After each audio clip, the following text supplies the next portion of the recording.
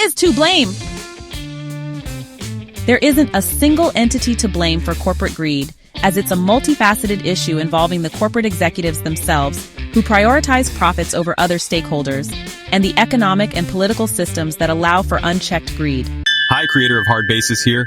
We Americans have been bamboozled with so much BS.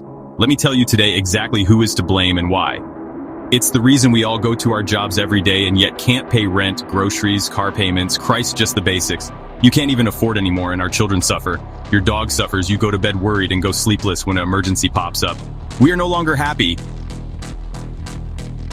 We begin just the whole concept of a corporation is that every quarter you have to make more money or else you're a failure. I don't understand how these CEOs can just give themselves bonuses. It's like, isn't that just legalized stealing from the company? And some other shareholders always seem to have a problem when they're doing something that would be for the common man. But at the end of the year, when they write out bonuses, for some reason the shareholders have no problem that they took all of these profits and put a bunch of it in their own pocket so they could go buy another house. For some reason, that goes under the radar. I saw a thing the other day where there's this wax that they're putting around organic fruit and vegetables to make it last longer. And they actually have like 70% of it is just on the label is other stuff. It's like, when did that become legal? You can do that. Like all of that, it's a bunch of carcinogens and kids are going to eat them. That's okay. Pitting people against each other seems to be this big thing. I can't understand having $1 billion and then just being mean to people or being upset with the country. These billionaires, they need to be put down, like rabid dogs. They're like rabid with greed and just going out and just dividing everybody.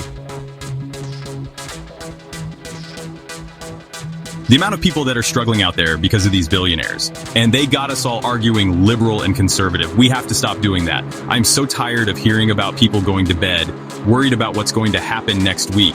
There is so much money in this country, and there's so much work being done, And if you work a full week at a job, you should be able to pay your rent. You shouldn't have to go out and get another job and still be struggling. It's bad for the country because then the kids don't see their parents or they're not getting the upbringing that they need.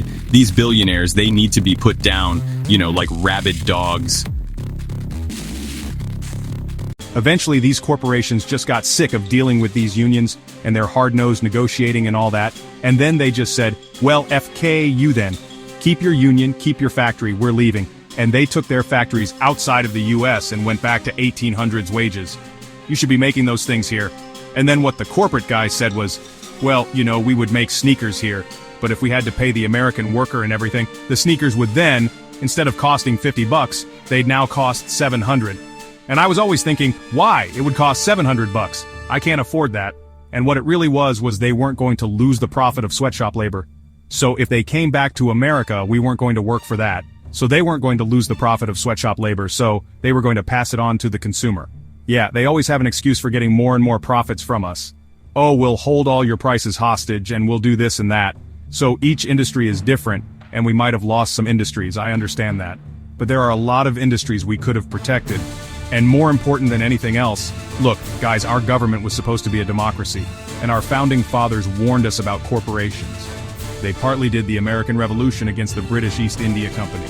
The Tea Party, where they threw the tea overboard, was against that corporation, not against the British Empire.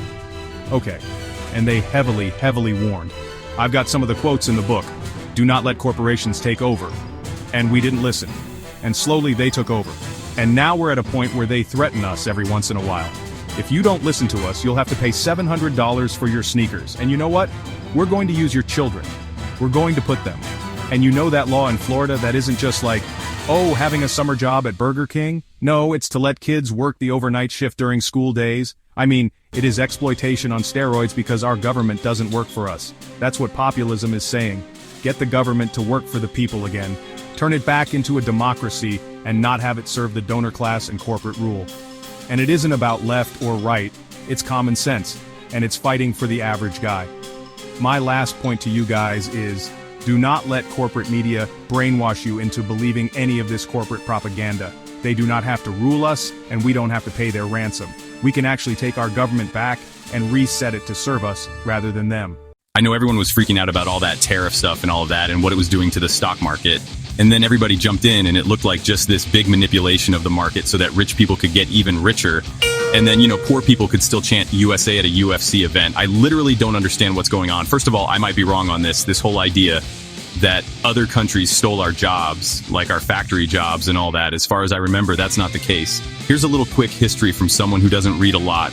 In the 1800s, during what was that period called the Industrial Revolution, they had like kids working in factories like 12, 14 hours a day, like 4 or 5-year-old kids in dangerous situations. And people weren't making any money.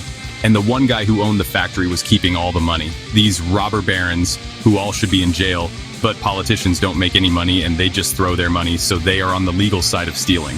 No one's ever gone to jail for being a robber baron anyway, so the working man finally has enough. They start organizing unions. The robber barons hire police, the army, all of these people to come in and kill these people in riots, crack their skulls, do unbelievable sorts of damage to them to try and force them to go back to work for sweatshop wages. These people died, were maimed, catastrophic injuries, so that we could have a decent wage in this country, and they had unions and all of that. So then there was like a 40, 50-year period where being a middle-class person, a middle-class white person, was the dream, because there was still racism, classism, and all of that, right? Well, middle class is the class, there was still racism, okay? And then what happened was eventually these corporations just got sick of dealing with these unions and their hard-nosed negotiating, all that. And then they just said, well, FKU then, here's, keep your union, keep your factory, we're leaving. And they took their factories outside of the US and went back to 1800 wages in Mexico, China, wherever. So all of this talk that, Mexico stole our jobs, China stole our jobs, they didn't steal the jobs. They were exploited by the super rich, holes that are not patriots in this country. They're pieces of ST. So that's what happened. So, and then here we are all of these years later in an effort to get, this labor to come back. We're somehow trying to punish these other countries who've been suffering with sweatshop labor from a handful of super rich people from this country that everyone in this country and every other country that they went to around the world, making America look bad. But what do? They divide us. They have the American worker who's getting F-ked mad at the whatever other worker around the world who's also getting F-ked, actually getting F-ked worse, getting sweatshop slave wages.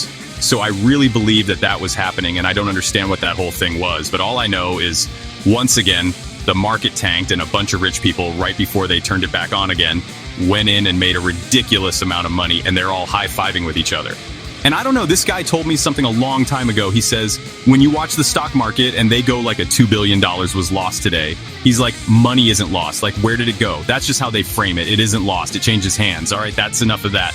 Reports of corporate greed harming Americans focus on a range of issues, including rising costs, stagnant wages, health and safety compromises, and a decline in quality of life. A central theme is the prioritization of profit over the well-being of consumers and workers. Financial and economic harms.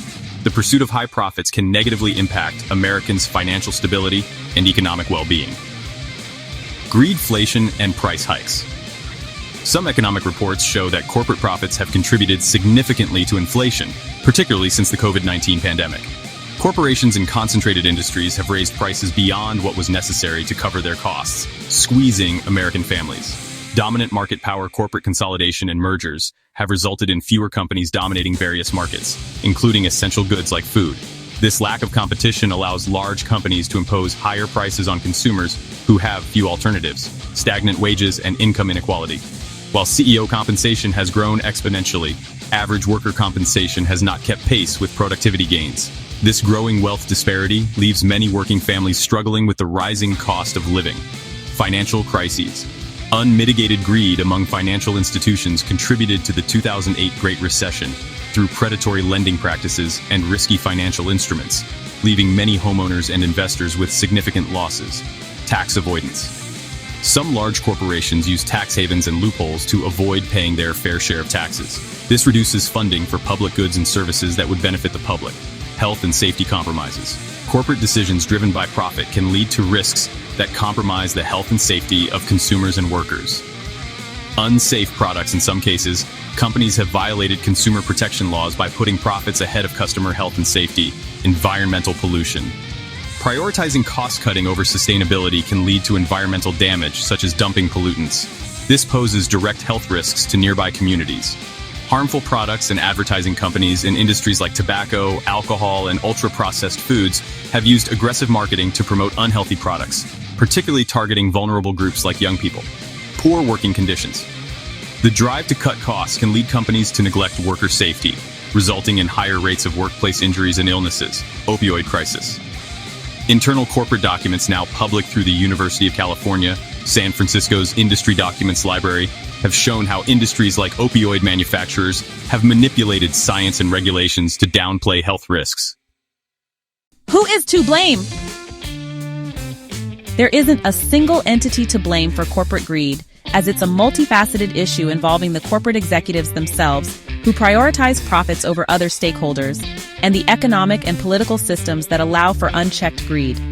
Politicians are also held accountable for creating policies that favor corporations, while the public can hold them accountable through activism and voting. Labor organizations and advocacy groups actively fight against corporate greed by promoting policies for fair wages, taxes, and worker protections. Entities and factors contributing to corporate greed: corporate executives and shareholders. The primary drivers are often corporate leaders and their shareholders, who are driven by the pursuit of maximum profit. Economic and political systems. A system that favors corporate interests with economic policies that benefit large corporations and a lack of robust regulation can foster an environment for unchecked greed. Political influence policies and laws written to favor big corporations and protect executive interests can contribute to corporate greed, making politicians accountable for these policies. Weak regulations and enforcement.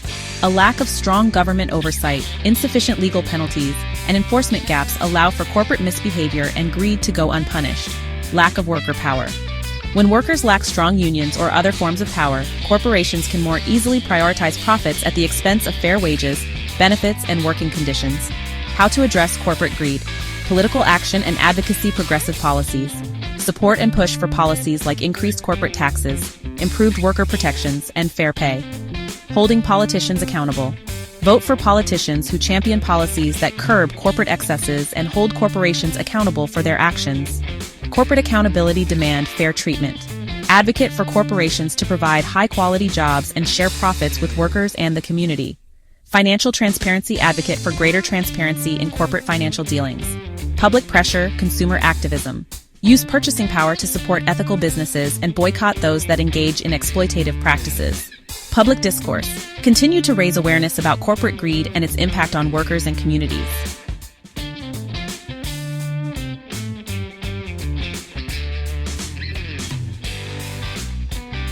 Corporate executives and shareholders. Economic and political systems. Political influence. Weak regulations and enforcement. Lack of worker power. Political action and advocacy.